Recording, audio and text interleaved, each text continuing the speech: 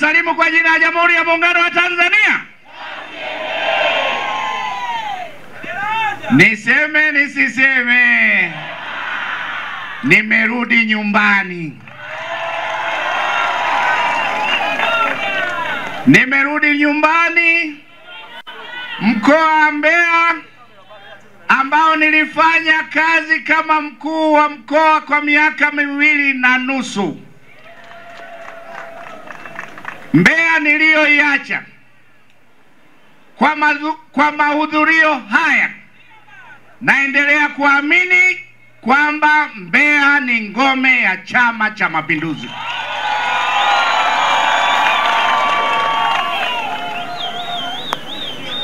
Na sijajua, tutawauliza machifu na kina Roketi. Kila tukitaka kufanya mkutano, mvua inanyesha. Tulikuja na katibu mkuu, tulihutubia hapa mvua ikinyesha. Na leo nilijua hatutopata watu, lakini wana Mbeya kwa mapenzi makubwa ya Chama cha Mapinduzi mpo katika mkutano. Jipigieni makofi tafadhali. CCM oye! Nimefurahi kwamba nimekuja Mbeya. Tulifanya kazi vizuri, tuliishi vizuri, lakini na mimi naona hatua ya maendeleo kubwa katika mkoa wa Mbeya. Ndugu zangu, tumekuja kuongea nanyi wana Mbeya. Kubwa, mwaka huu ni mwaka wa uchaguzi. Lakini la kwanza, tuwapongeze wananchi wa Mbeya kwa kukipatia ushindi wa kishindo Chama cha Mapinduzi katika uchaguzi wa serikali za mitaa, vijiji na vitongoji.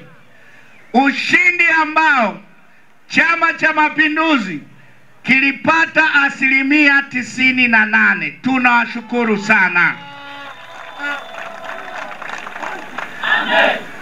Kwa mujibu wa Katiba ya Jamhuri ya Muungano wa Tanzania,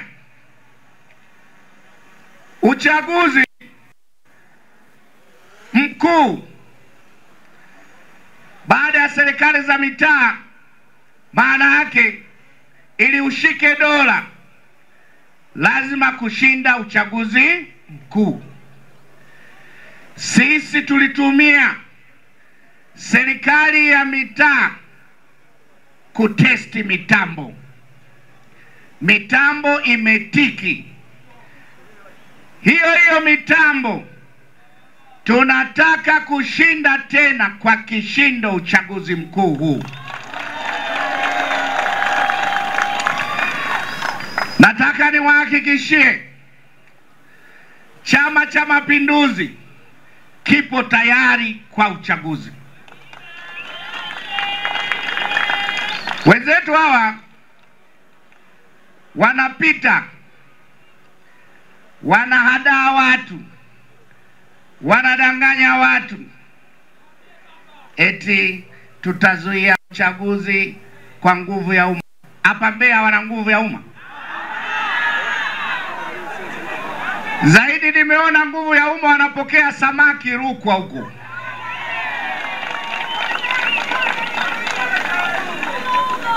Nilimsikia mtani wangu Tundu Lissu kabla ya kwenda kule kwa Kenani kule Nkasi, aliongea anasema yule mbunge wa Nkasi wakupewa sio halali. Alipopewa samaki kamlemea, kakaa hivi kanacheka. Nikasema Singida nako hatuna samaki. Kwa ule samaki kahalalisha Kenani ni mbunge halali wa Chadema. Kwa hiyo sisi tunasema tuko tayari kwa uchaguzi kwa sababu maandalizi yanaendelea. Nitumie nafasi hii kuwashukuru wananchi wa Tanzania kwa kujitokeza kwa wingi kwenye kuboresha daftari la wapiga kura. Mikoa yote daftari limepita. Hamasa ya watu ni kubwa, hamasa ya vijana ni kubwa. Wameandikisha na wako tayari kwa ajili ya uchaguzi. Uchaguzi tunaoendea ni kwa mujibu wa katiba ya Jamhuri ya Muungano wa Tanzania.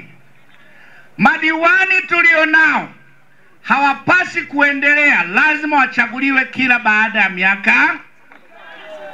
Wabunge tulionao lazima wachaguliwe kila baada ya miaka. Rais tulienaye lazima achaguliwe kila baada ya miaka. Alafu kuna chama kinaongozwa na wanasheria hawasomi na katiba. Uchaguzi huu sio kwa ridhaa ya Chama cha Mapinduzi. Uchaguzi huu ni kwa mujibu wa katiba ya Jamhuri ya Muungano wa Tanzania. CCM inaheshimu demokrasia. CCM haiwezi kwenda kinyume na katiba ya Jamhuri ya Muungano wa Tanzania. Hatuwezi tukahojiwa siku kwamba madiwani hao wamekaa muda mrefu. Hatutaki kuhojiwa kwamba wabunge hao wamekaa muda mrefu. Hatutaki kuhojiwa kwamba Mheshimiwa Rais amekaa muda mrefu. Tunataka uchaguzi kwa matakwa ya katiba ya Jamhuri ya Muungano wa Tanzania. CCM oye! Na kwa maana hiyo hatuna haja ya kuwabembeleza. Narudia, Chadema hatuna haja ya kuwabembeleza. Tunakwenda kwenye uchaguzi kwa mujibu wa katiba ya Jamhuri ya. Na baada ya uchaguzi kama hawatashiriki, shauri yao. Wasiposhiriki, shauri na ndo mwisho wao wa kuwa chama kikuu cha upinzani Tanzania. Kwa hiyo meseji hiyo wafikie. Tunakwenda kwenye uchaguzi kwa matakwa ya katiba ya Jamhuri ya Muungano wa Tanzania. CCM oye! Hoja wanazozijenga ni hoja za kitoto. Eti tunataka mabadiliko. Bila mabadiliko hatuendi kwenye uchaguzi. Msigwa ameeleza vizuri. Waliahidi mabadiliko kwenye chama chao, hajafanya. Unawezaje kuwa na mamlaka ya kusema mabadiliko mengine? Lakini hata hivyo tumpongeze Dr. Samia Suluhu Hassan kwa kusikiliza wadau. Niseme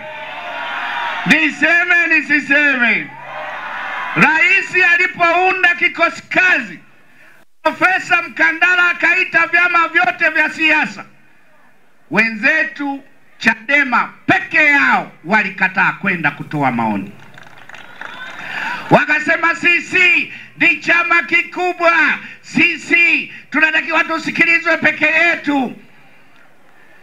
Baada ya hapo mchakato ukaendelea, wakasikilizwa vyama vingine vyote, wakasikilizwa viongozi wa dini, wakasikilizwa asasi za kiraia. Walipoona hivyo, walienda kutaka kusikilizwa na makamu mwenyekiti kwa wakati ule, Comrade Kinana, akawasikiliza. Kikosi kazi kilipokamilisha kazi, kikasoma taarifa hadharani mbashara, TV zote zinamulika. Mheshimiwa Rais akapokea taarifa ile. Alipopokea, moja ya mambo akasema, hili la katiba tuko tayari, lakini tunaanzia wapi? Je, tuanze na katiba mpya kabisa, au tuchukue ya Warioba, au tuchukue ya bunge la katiba, au tufanye maboresho? Swali hili halitakiwi kujibiwa na chama kimoja cha siasa. Katiba ni katiba ya Watanzania wote, inahusisha makundi mengi. Tupo tayari kuwa na katiba, lakini hitaji mchakato. Baada ya hapo akapeleka mswada bungeni. Mswada ule ukapokelewa bungeni. Mwenyekiti wa kamati ya sheria, mbunge wa Madaba Kizito Mhagama, akakaa akapokea maoni ya wadau 1702 wakiwemo Chadema wenyewe. Wakatoa maoni yao. Nini kimetokea? Baada ya hapo bunge letu likachakata, tukapata sheria mbili. Sheria ya kwanza ni kuundwa kwa Tume Huru ya Taifa ya Uchaguzi. Zamani ilikuwa inaitwa Tume ya Taifa ya Uchaguzi, na sasa itaitwa Tume Huru. Sema huru. Tume Huru ya Uchaguzi. Kwa hiyo tume huru, katika sheria ile, sheria inaeleza namna ya kuwapata wajumbe wa Tume Huru ya Uchaguzi. Zamani rais alikuwa anateua yeye mwenyewe. Kwa sasa tume huru itapatikana kwa watu kuomba na kusaidiwa. Kamati ya usaili itaongozwa na jaji mkuu na jaji wa Zanzibar na katibu wa tume. Watu wataomba iliwa, na baada ya hapo mapendekezo ndio atapelekwa kwa Mheshimiwa Rais. Lakini upo utaratibu pia wa namna mtu akishateuliwa itakapokuwa vigumu kumtoa kirahisi. Zamani ilikuwa unaweza tu kumtoa, sasa hivi hamna.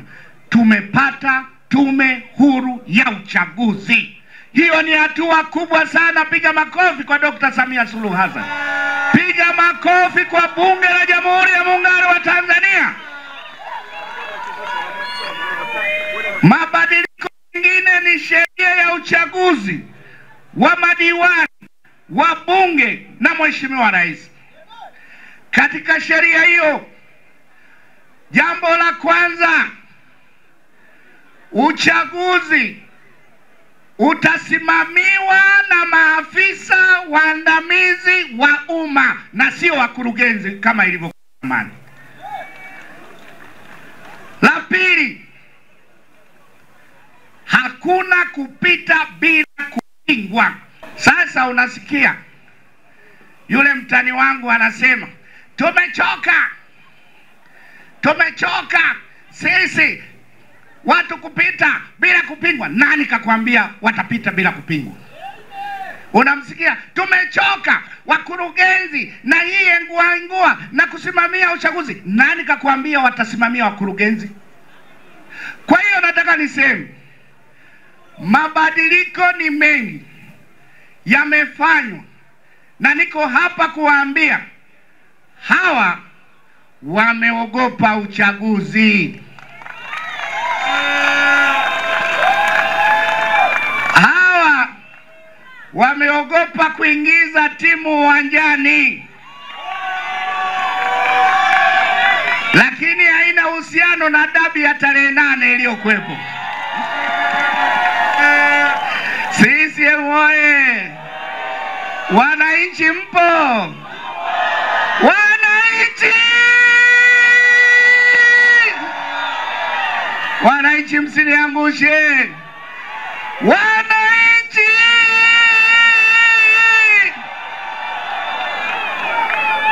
Aya, ubaya ubwela mpo? Simba oye! CCM oye! Kwa hiyo wanaogopa kuingiza timu. Unajua ni kwa sababu gani? Niseme nisiseme? Wenzetu Chadema wanakabiliwa na matatizo ndani ya chama chao. Hahitaji degree kuelewa kwamba Chadema wanapitia katika wakati mgumu. Kwanza, mnyukano kwenye uchaguzi umekigawa sana chama chao. Uongo kweli? Mimi sio msemaji wa Sigirada aliyepigwa juzi. Si mmemwona wamempiga? Katibu mwenezi wa Njombe, si mmemwona? Inahitaji ushahidi wa kipolisi. Maana yake wana ugomvi mkubwa ndani ya. Mimi naomba nitoe pole kwa katibu mwenezi wa Bawacha kule Njombe aliyepigwa na walinzi kwa sababu hawana demokrasia ndani ya chama. Tena ule ni udhalilishaji. Na mimi naungana na watu wote wapenda amani kwamba kitendo kile sio kizuri. Na mimi natoa pole kwa katibu mwenezi aliyepigwa, na ikibidi viongozi wa Chama cha Mapinduzi mkoa wa Njombe wamtembelee na kumpa pole. CCM oye! Wamemnyanyasa mwanamke, wamemdhalilisha, wamempiga kwa sababu tu ya makundi yao ndani ya chama. Chama kinachojipambanua kwamba ni chama cha demokrasia, mama wa watu anatoa hoja, anaambiwa toka, nenda nje. Mama analia, naomba nirudi niseme. Ile anataka kurudi, mabounce wamemkamata, wamempiga vibaya sana. Pole sana. Sasa hao ndo chama ambacho kinajiandaa kuchukua nchi. Mimi niseme tujifunze.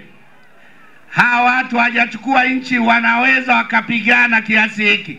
Ukiwapa madaraka itakuwa hatari sana. CCM oye! La pili, hii hoja walionayo inawatafuna. Maana kuna watu wanataka udiwani ndani ya Chadema. Kuna watu wanataka viti maalum ndani ya Chadema. Kuna watu wanataka majimbo ndani ya Chadema. Nafikiri mmeona mitandao. Wamewaita tarehe 3 wafanye usaili. Wote wenye nia kugombea. Maana yake mwelekeo moja, aidha kwenda kuambia nyie kuanzia leo muelewe hatutaki, au kuambia jiandaeni pole uchaguzi utakuwepo. Na sisi tunasema hao ni ya kwao wao, lakini tunajua wanapitia wakati mgumu. CCM oye! Ndugu zangu, sisi tunakwenda katika uchaguzi tukiwa tunajivunia rekodi nzuri ya mafanikio yaliyopatikana chini ya uongozi wa Dr. Samia Suluhu Hassan. Niseme nisiseme, Dr. Samia Suluhu Hassan ametajwa na majarida ya Afrika na dunia kwamba ni rais bora, miongoni mwa rais bora Afrika.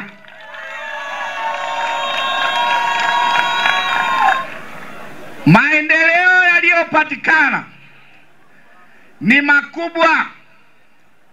Mimi kwa mfano hapa Mbeya nilikuwa mkuu wa mkoa kuanzia tarehe 16 Machi 2016 kabla sijahamishiwa Katavi 2018 mwezi wa 8. Niseme nisiseme, chini ya uongozi airport pale hakukuwa na taa za uwanja wa ndege. Chini ya uongozi wa Dr. Samia Suluhu Hassan, shilingi bilioni 4 zimetumika kuweka taa, ndege zitaruka usiku na mchana. Piga makofi kwa Dr. Samia Suluhu Hassan. Jengo la abiria uwanja wa ndege wa Mbeya imeboreshwa. Dr. Samia ametoa bilioni 12 kuboresha. Piga makofi kwa Dr. Samia Suluhu Hassan. Mimi nashangaa, nimekaa Mbeya miaka yote, walikuwa wanaongelea barabara ya njia 4 kila kukicha, lakini chini ya uongozi wa Dr. Samia amethubutu. Barabara ya njia 4 inajengwa kwa bilioni 138. Piga makofi kwa Dr. Samia Suluhu Hassan.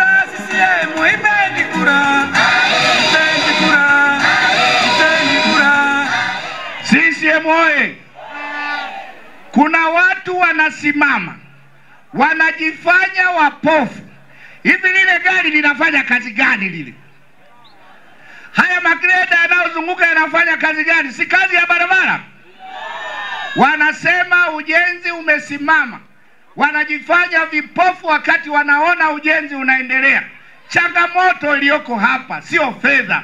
Mkandarasi amelipwa fedha zaidi ya bilioni 15.6.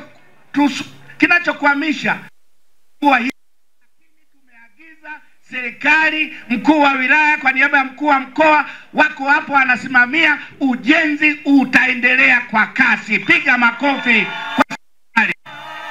CCM oye! Kwa hiyo hawa watu msiwaamini. Ni waongo, sema waongo. Ni waongo, sema waongo. Walidanganya kwamba kujenga SGR hakuwezekani, lakini nawaona akina Heche anapanda SGR Dar es Salaam Dodoma, lakini walipinga. Hawa watu ni waongo. Walidanganya wakasema haiwezi ununuzi wa ndege, lakini wanapanda ndege hizo hizo. Kwa hiyo nataka niwahakikishie wana Mbeya, hawa watu mwachukulie hivyo, ni waongo. Wanaadaa chini ya uongozi wa Chama cha Mapinduzi na serikali yake. Barabara ya njia 4 itaendelea na itakamilika, na itapigwa taa kuanzia huko Nsalaga mpaka kule wapi kule Suifisi kule. CCM oye! Hapa halmashauri kwenye jiji lenu, barabara za kilomita 23 zaidi ya bilioni 28 zinatumika kujenga barabara hizo. Piga makofi kwa serikali ya Chama cha Mapinduzi. Niseme nisiseme, mimi nilikuwa naibu waziri wa maji, najua tatizo la maji Mbeya. Nilikuja nikiwa naibu waziri, nikatumwa tukajitafakari kwamba tutapata chanzo gani. Baadaye Kiwira, kwamba Kiwira, lakini chini ya Dr. Samia mradi unatekelezwa zaidi ya bilioni 19. Piga makofi kwa Dr. Samia Suluhu Hassan. Mkandarasi ameshalipwa bilioni 21 na mradi uko 40%. Mradi huo ukikamilika, hakutokuwa na shida ya maji katika jiji la Mbeya. CCM oye! CCM oye! Kwa hiyo mambo yamefanyika ni mengi, na sisi tumekuja hapa kuhakikishia kwamba Chama cha Mapinduzi chenye serikali kimefanya mambo mengi. Mimi nilikuwa mkuu wa mkoa hapa. Kokoa ilikuwa shilingi 2,800, leo ni 23,500 kwa kilo. Zao la pareto limepanda bei. Zao la tumbaku limepanda. Yote haya hawayaoni, yote haya wanayabeza, lakini wanatakiwa wajitafakari kwamba ni kutokana na mafanikio haya. Wananchi wa Tanzania ni waelewa, na ndio maana katika uchaguzi wakakikataa Chadema, CCM ikashinda uchaguzi wa serikali za mitaa kwa 98%. CCM oye! Kwa hiyo naomba niseme yafuatayo. Ahadi yetu ya Chama cha Mapinduzi kuelekea katika uchaguzi, niseme nisiseme? La kwanza, Chama cha Mapinduzi kama nilivyowaambia, tumejipanga kwa uchaguzi. Maandalizi ndani ya chama yanaendelea, na ahadi yetu kama chama cha siasa, lengo ikiwa ni kushika dola, tumejipanga kushinda uchaguzi kwa kishindo. Wana Mbeya, haya niliyoyasema yatoshe sisi tuwashawishi. Muda utakapofika, mtuunge mkono ili tuweze kufanya maendeleo makubwa zaidi. CCM oye! Ahadi ya pili, tunaamini kwa maboresho yaliyofanywa ya sheria, uchaguzi wa mwaka huu utakuwa huru na haki, na Chama cha Mapinduzi tunasema atakayeshinda kwa haki atangazwe mshindi. CCM oye! Na hii naenda kinyume na mawazo yaliyoanza kujengeka kwamba demokrasia ya kweli ni pale chama tawala kinaposhindwa. Nasema demokrasia ya kweli ni pale pia chama tawala kinapoendelea kushinda kwa haki. CCM oye! Ahadi ya tatu, niseme nisiseme? Kwa niaba ya Chama cha Mapinduzi tunawaahidi tutawaletea ilani nzuri itakayokonga nyoyo za Watanzania. Chama cha Mapinduzi tumeshaanza na kauli mbiu.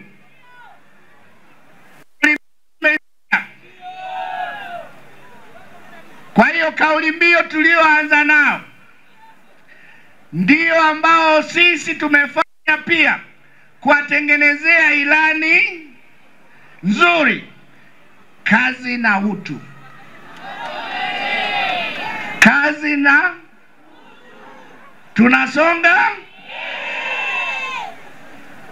Sisi tunataka tulete ilani ambayo Chama cha Mapinduzi tumefanya utafiti wa changamoto zilizopo, na ilani ya CCM inakuja kujibu changamoto hizo. Tunaamini ilani tutakayoitangaza itakuwa kivutio kwa wapiga kura, na tunaamini Chama cha Mapinduzi kitapokelewa vizuri na wananchi.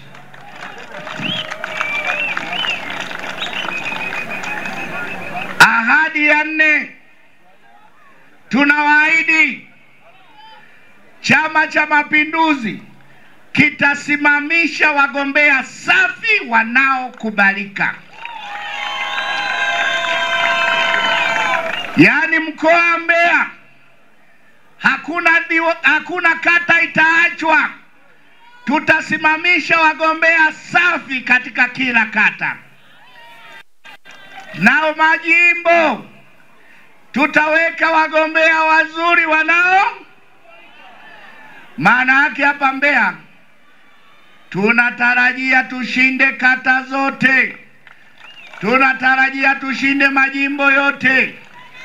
Hilo ndo lengo la chama cha siasa. Mko tayari? Wangapi wako tayari?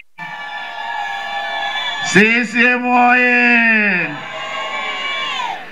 Ahadi ya tano, tunawaahidi wakati wa uchaguzi Chama cha Mapinduzi kitumia 4R za Mheshimiwa Rais kufanya kampeni za kistaarabu.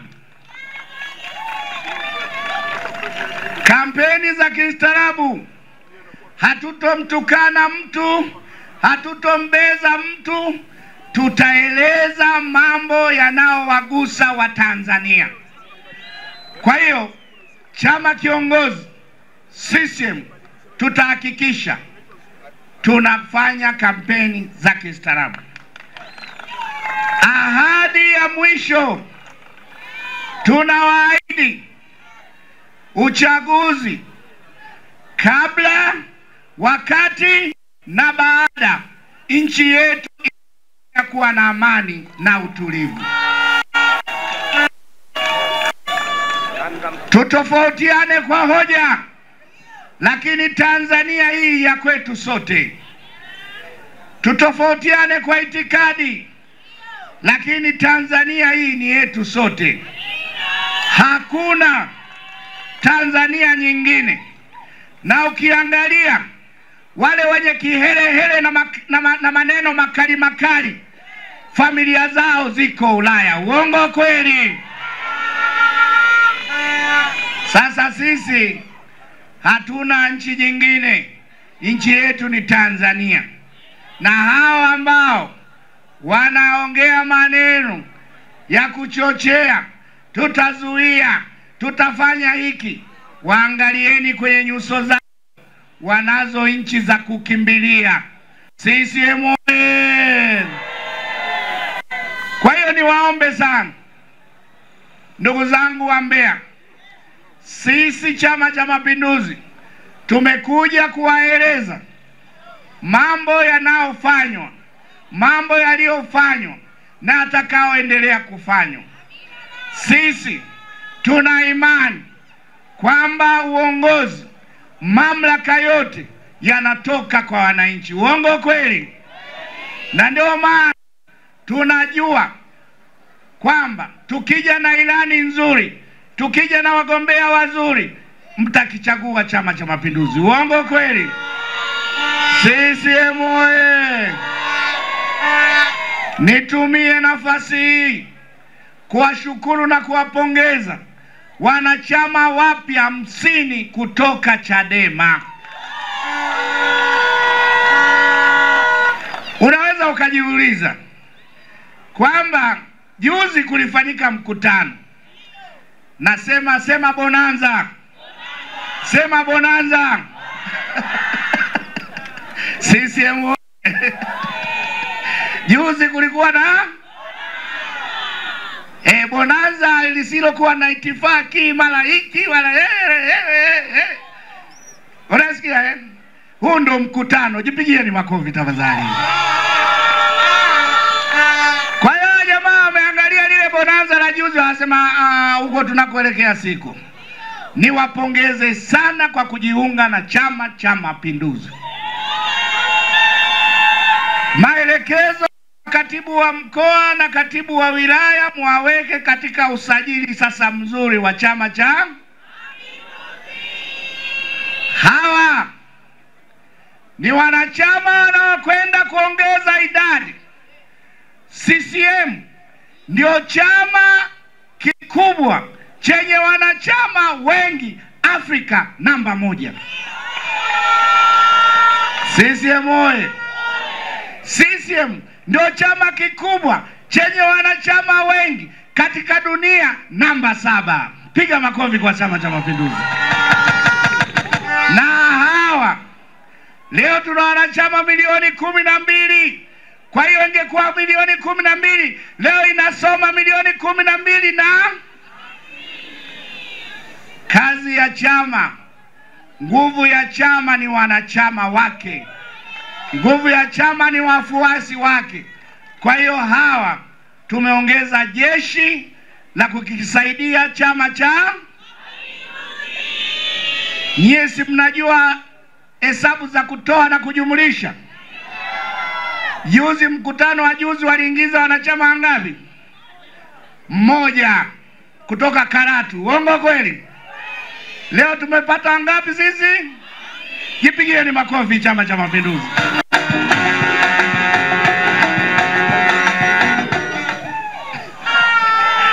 CCM oye!